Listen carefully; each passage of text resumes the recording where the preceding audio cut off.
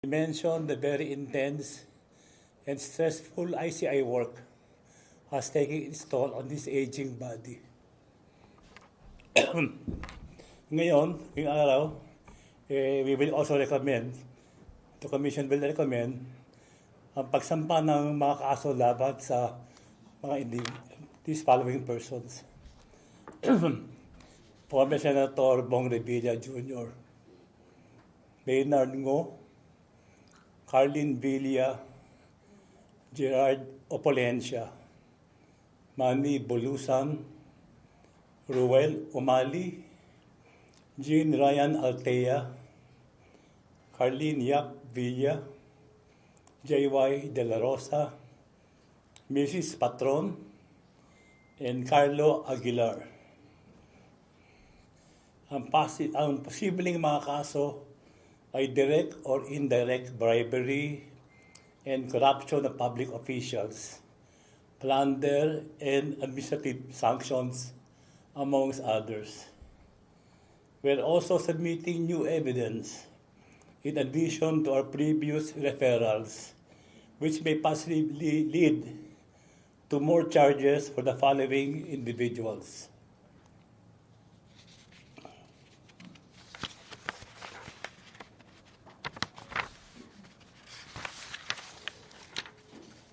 Former Secretary Manuel Bonoan, former USEC Catalina Cabral, former USEC Roberto Bernardo, former Congressman Saldico, Commissioner Henry Lipana, Henry Alcantara, Bryce Hernandez, and J.P. Mendoza.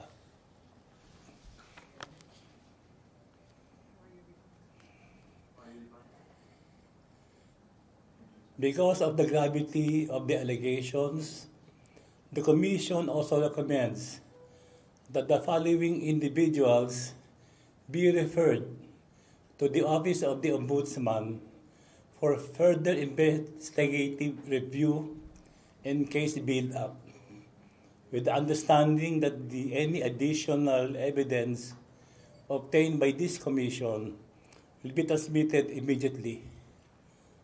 Number 1, Senator Chis Escudero. Number 2, Senator Nancy Binay. Number 3, Senator Grace Poe Llamanzares. Number 4, Senator Mark Villar. Ang hustisya ay stricto. Thank you po.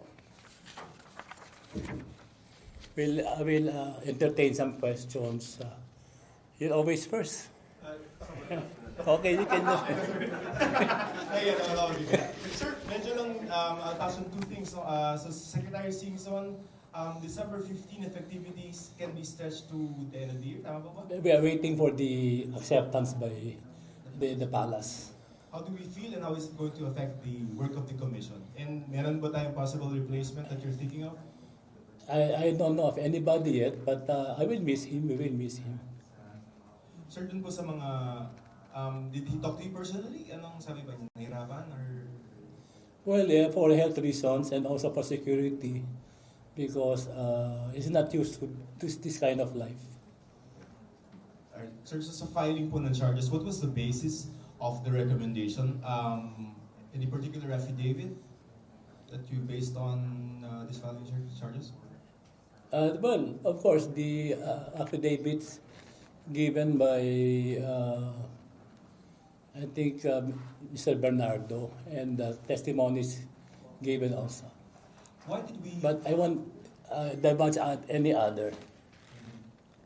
Sir, why did we give weight on the affidavit of Yusek Bernardo? Why did we give weight on the affidavit of Yusek Bernardo?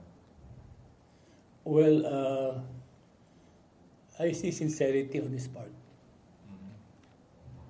Then no comment already.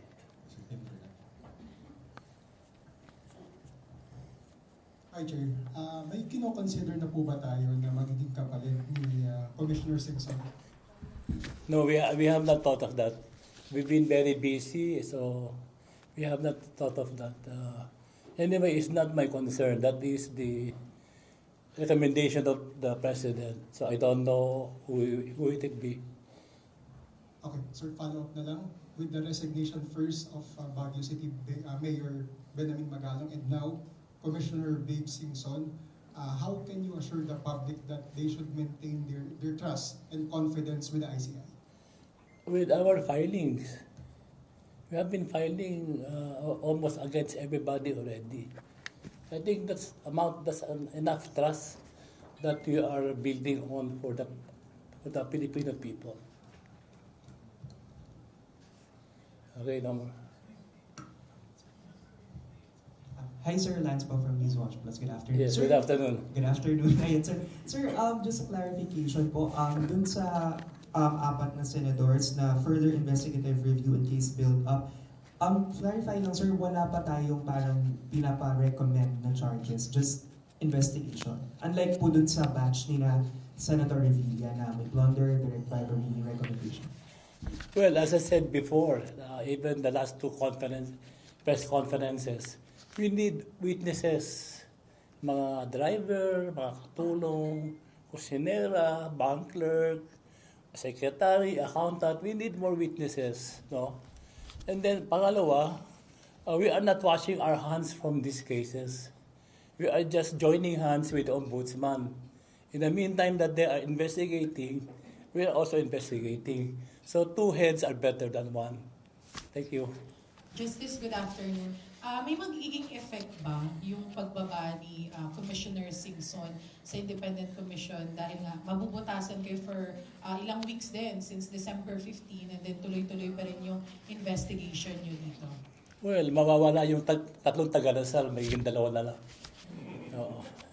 Pero how urgent ang sa paghahanap ng kapalit po ni Commissioner Singson? Kasi naka-public na rin ang ICI with this one eh. So medyo somehow mabubutasan po talaga ang commission dahil dalawa o tatlo na lang po kayong nandiyan. Hindi naman po. We can continue investigative work on table basis, not hearing basis.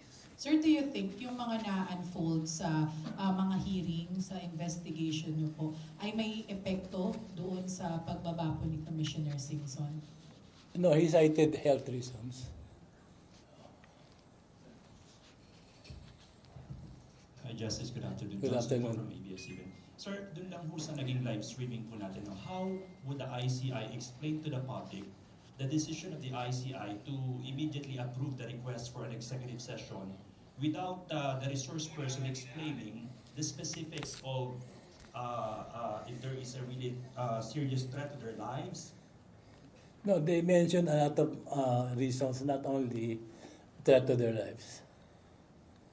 Pero kanina po wala yatang specific mention. There was, if I remember correctly. But rest assured that, we'll try our best to encourage the people to have no live streaming.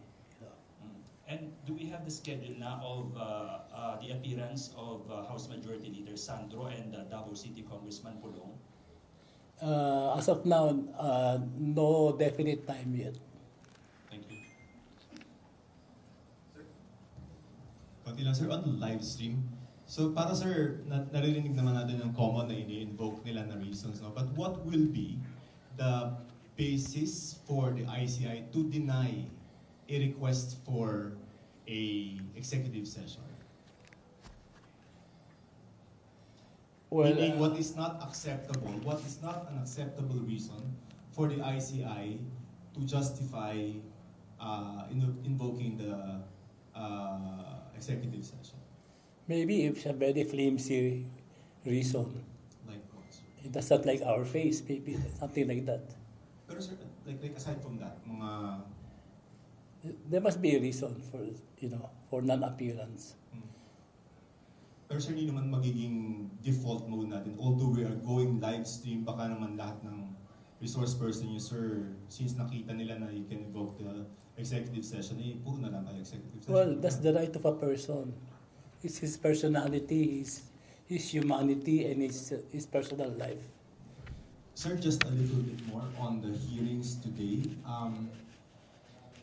Well, how did you feel about some of the testimonies, maybe particularly kay Congressman Domingo?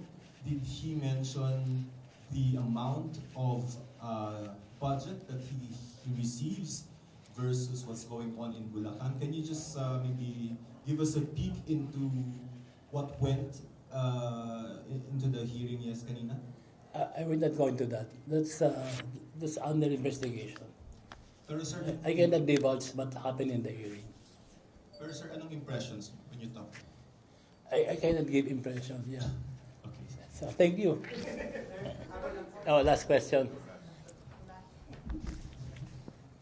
Just as I don't know if this has been asked, no, but there are people saying that the hearing, that at least what they've seen, no, with Laguna Rep Agaraw, it's just a yes or no hearing daw.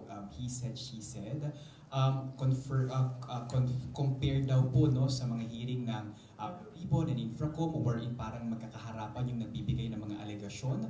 How can we ensure that the ICI will be able to get the information and like verify it in a way, no, from our resource person, and not just like rely on whatever they will say po? Well, a witness, you can see a witness if he's lying or not. Nakikita mo rin sa body language. So there are a lot of things that you can decipher in a person from his tone, from his body language, from his face. So that's what I've been trained as a prosecutor for 9 years. So, but that answer I cannot really give an answer. But that's my personal evaluation of a witness. Yung kanilang appearance, if they're afraid, if they're always looking around. Maraming bagay. But we're not looking at like for example po, yung mga recent volunteers po, there were allegations from the Discayas. Is it possible that the Discayas will be called again and then some lawmakers will be called again? And then maghaharap po sila sa kanilang mga testament or affidavit here sa ICI? Well, very possible to ask them to come and clarify or add or continue more what they're saying. So possible. Anything is possible if you're doing investigation work. You may go back and review. So, okay na tayo. Okay, thank you. Thank you.